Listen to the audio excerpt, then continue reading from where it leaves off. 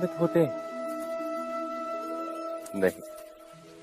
जिस प्रकार किसी ऊंचे पर्वत पर सर्वप्रथम चढ़ने वाला उस पर्वत की तलाई में बैठकर जो योजना बनाता है, क्या वही योजना उसे उस पर्वत की चोटी तक पहुंचाती है? नहीं। वास्तव में वो जैसे जैसे ऊपर चढ़ता है वैसे वैसे उसे नई नई चुनौतियां, नई नई विडंबनाएं, नए नए अवरोध मिलते हैं। प्रत्येक पद पर वो अपने अगले पद का निर्णय करता है। प्रत्येक पद पर उसे अपनी योजनाओं को बदलना पड़ता है। कहीं पुरानी योजना उसे खाई में ना ढकेल दे। वो पर्वत को अपने योग्य नहीं बना पाता, केवल स्वयं को पर्वत के योग्य बना सकता है। क्या जीवन के साथ भी ऐसा ही नहीं? जब मनुष्य जीवन में किसी एक चुनौती को, एक अवरोध को अपने जीवन का केंद्र मान लेता है, अपने जीवन की गति को ही रोक देता है, तो वो अपने जीवन में सफल नहीं बन पाता और ना ही सुख और शांति प्राप्त कर पाता। अर्थात जीवन को अपने योग्य बनाने के बदले स्वयं अपने को जीवन के योग्य बनाना ही सफलता और सुख का एकमात्र मार्ग नहीं? स्वयं विचार कीजिए।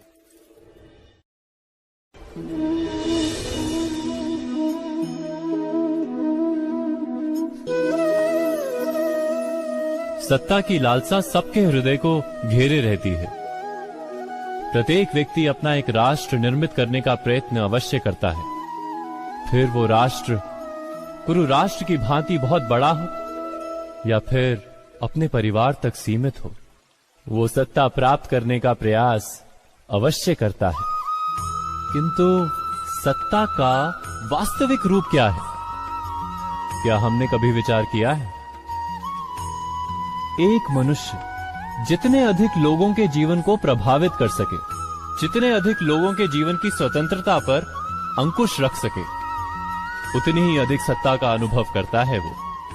सत्ता का वास्तविक रूप ही है अन्य के जीवन पर स्वयं का प्रभाव।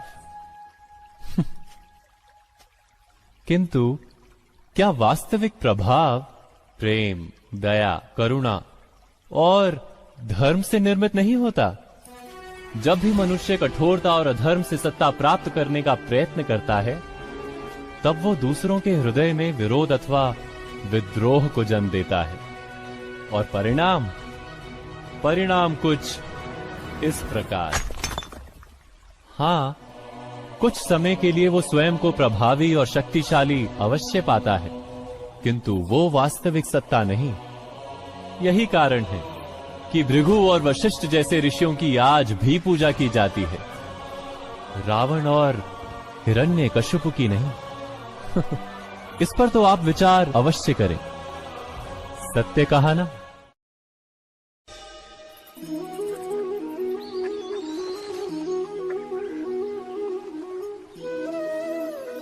समय के आरंभ से ही मनुष्य को एक प्रश्न सदा पीड़ा देता है कि वो अपने संबंधों में अधिकतम सुख और कम से कम दुख किस प्रकार प्राप्त कर सकता है। क्या आपके सारे संबंधों ने आपको संपूर्ण संतोष दिया है? विचार कीजिए। हमारा जीवन संबंधों पर आधारित है, हमारी सुरक्षा संबंधों पर आधारित है।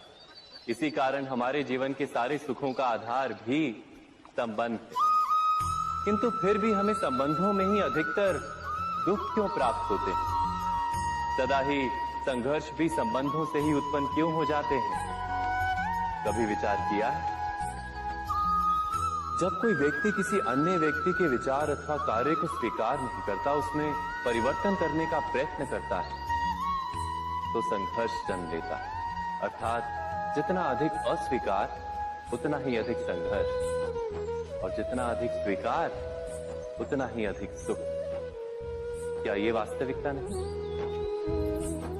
यदि मनुष्य स्वयं अपनी अपेक्षाओं पर अंकुश रखे, अपने विचारों को परखे, किसी अन्य व्यक्ति में परिवर्तन करने का प्रयत्न ना कर स्वयं अपने भीतर परिवर्तन करने का प्रयास करे, तो क्या संबंधों में संतोष प्राप्त करना इतना कठिन? अर्थात क्या स्वीकार ही संबंध का वास्तविक अर्थ नहीं? स्वयं विचार कीजिए। दो व्यक्ति जब निकट आते हैं तो एक दूसरे के लिए सीमाएं और मर्यादाएं निर्मित करने का प्रयत्न अवश्य करते हैं। हम यदि सारे संबंधों पर विचार करें तो देखेंगे कि इन सारे संबंधों का आधार यही सीमाएं हैं जो हम दूसरों के लिए निर्मित करते हैं। और यदि अनजाने में भी कोई अन्य व्यक्ति इन सीमाओं को तोड़ता है तो उसी क्षण हमारा हृदय क्रोध से भर जाता है। इन सीमाओं का वास्तविक रूप क्या है? क्या हमने कभी विचार किया? सीमाओं के द्वारा हम दूसरे व्यक्ति को निर्णय करने की अनुमति नहीं देते। अपना निर्णय उस व्यक्ति पर थोपते हैं, अर्थात किसी की स्वतंत्रता का अस्वीकार करते हैं हम। और जब स्वतंत्रता का अस्वीकार किया जाता है तो उसका हृदय दुख से भर जाता है। और जब वो सीमाओं को तोड़ता है तो हमारा हृदय क्रोध से भर जाता है। क्या ऐसा नहीं होता?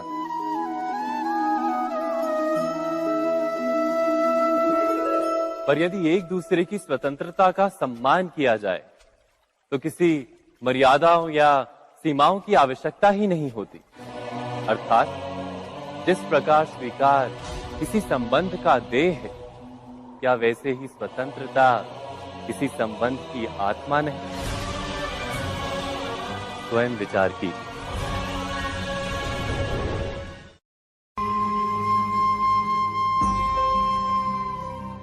प्रत्येक मनुष्य के जीवन में ऐसा क्षण अवश्य आता है जब सारे स्वप्न, सारी आशाएं, सारे दृश्य ध्वस्त हो जाते हैं। जीवन के सारे आयोजन ही बिखर जाते हैं। एक और धर्म होता है और दूसरी ओर सुख।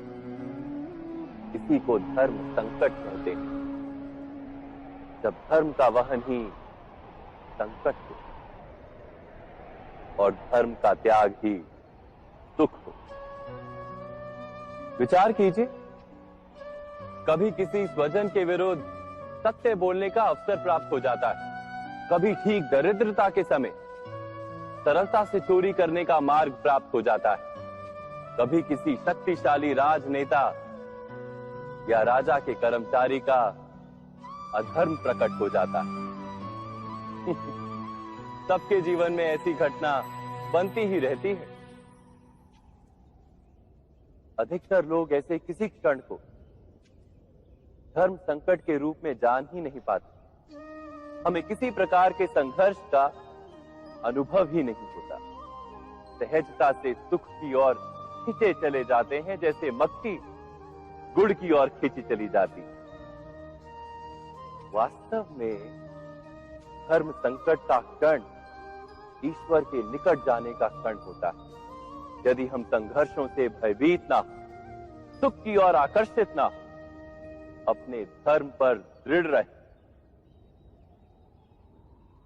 तो ईश्वर का साक्षात्कार दूर नहीं।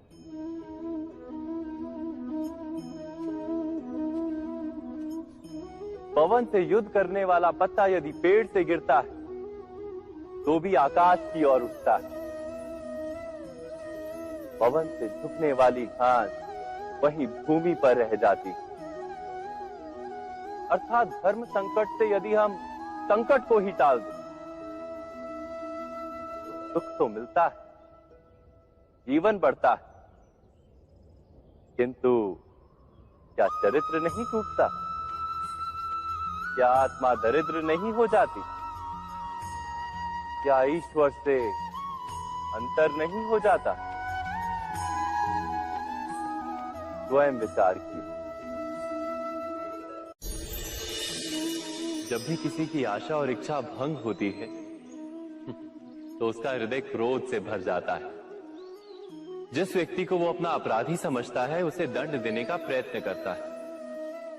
पर क्या हमारी इच्छा या आशा का भंग होना क्या सदा ही किसी का अपराध होता है? इच्छाओं के अपूर्ण रहने के तो कई कारण हो सकते हैं। कुछ तो संजोग के कारण अधूरी रह जाती हैं और कुछ नियति के कारण। और कभी कभी इच्छाओं का स्वरूप ही ऐसा होता है कि वो पूर्ण नहीं हो पाते। बिना परिस्थिति पर विचार किए किसी को अपराधी मान लेना न्याय नहीं, प्रतिशोध है। न्याय का आधार तो दया है, करुणा है, और प्रतिशोध का आधार क्रोध, अहंकार। अर्थात हृदय में करुणा धारण किए बिना किसी के अपराध के विषय में विचार करना, किसी को दंड देना, क्या अपने आप में ही अन्याय नहीं? स्वयं विचार कीजिए।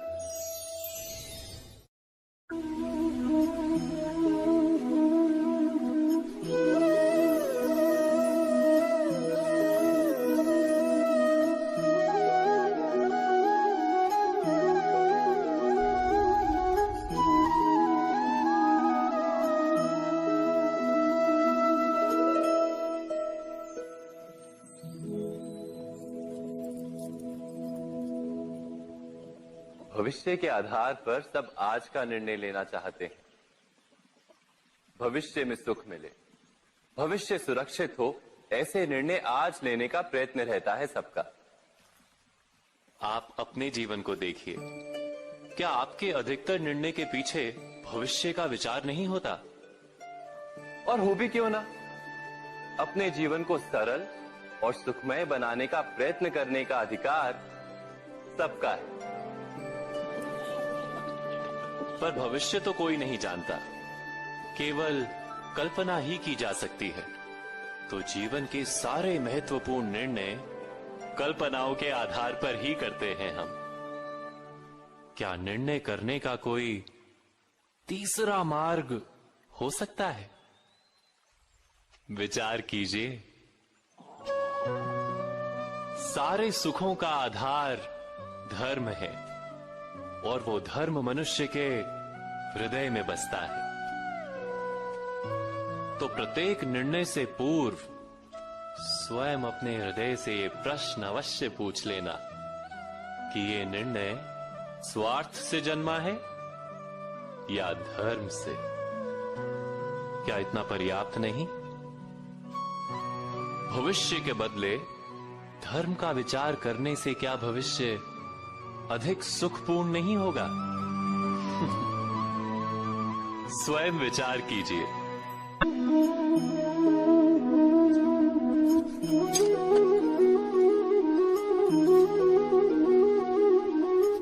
भविष्य का दूसरा नाम है संघर्ष। हृदय में आज इच्छा होती है और यदि पूर्ण नहीं हो पाती तो हृदय भविष्य की योजना बनाता है।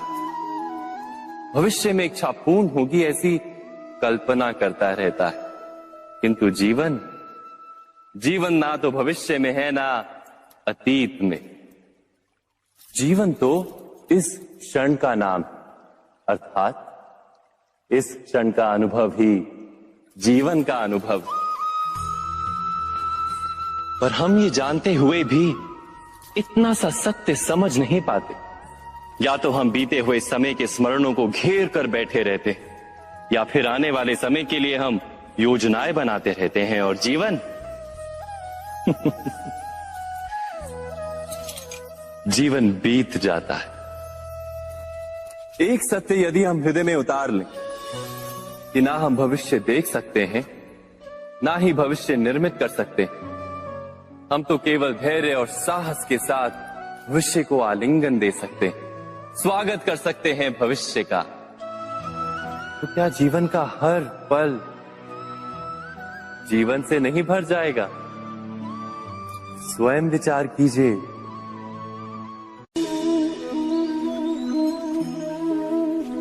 सबके जीवन में ऐसा प्रसंग अवश्य आता है कि सत्य कहने का निश्चय होता है हृदय में, किंतु मुख से सत्य निकल नहीं पाते।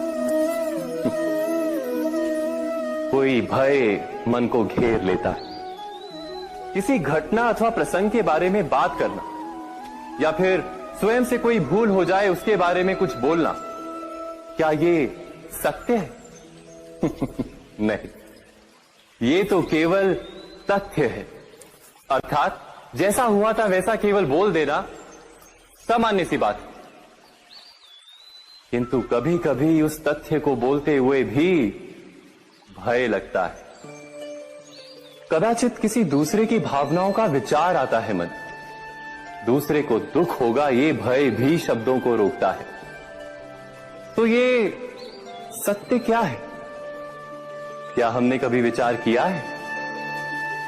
जब भय रहते हुए भी कोई तथ्य बोलता है तो वो सत्य कहलाता है। वास्तव में सत्य कुछ और नहीं, केवल निर्भयता का दूसरा नाम है। और निर्भय होने का कोई समय नहीं होता, क्योंकि निर्भयता आत्मा का स्वभाव है। अर्थात क्या प्रत्येक क्षण सत्य बोलने का क्षण नहीं होता?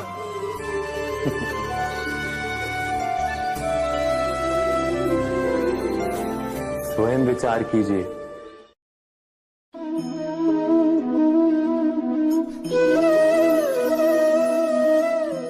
परंपरा में धर्म बसता है और परंपराएं ही धर्म को संभालने का कार्य करती हैं, ये सत्य है। पर क्या केवल परंपरा ही धर्म है? विचार कीजिए। सत्य तो यह है कि जिस प्रकार पाषाण में शिल्प होता है, उसी प्रकार परंपरा में धर्म होता है। इस पत्थर में शिल्प है, ये पत्थर शिल्प नहीं। शिल्प को उजागर करने के लिए उसे तोड़ना पड़ता है, अनावश्यक भागों को दूर करना पड़ता है। ठीक उसी प्रकार परंपराओं में धर्म ढूंढना पड़ता है। जिस प्रकार इंद्र पूजा की परंपरा को तोड़कर गोवर्धन पूजा का धर्म ना ढूंढा जाता, तो यादवों को उनकी मुक्ति का मार्ग नहीं मिल पाता।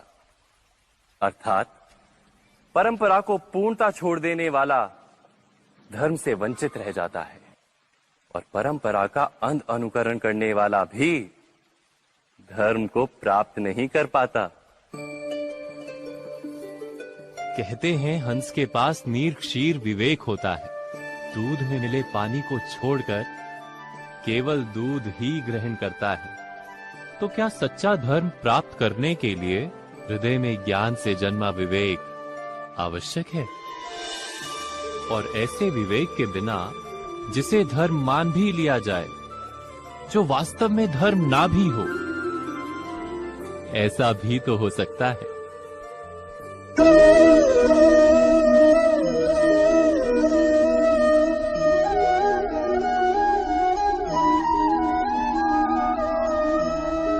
महाभारत का ये युद्ध, महाभारत की ये कथा अनेक सत्यों को प्रस्थापित करती है।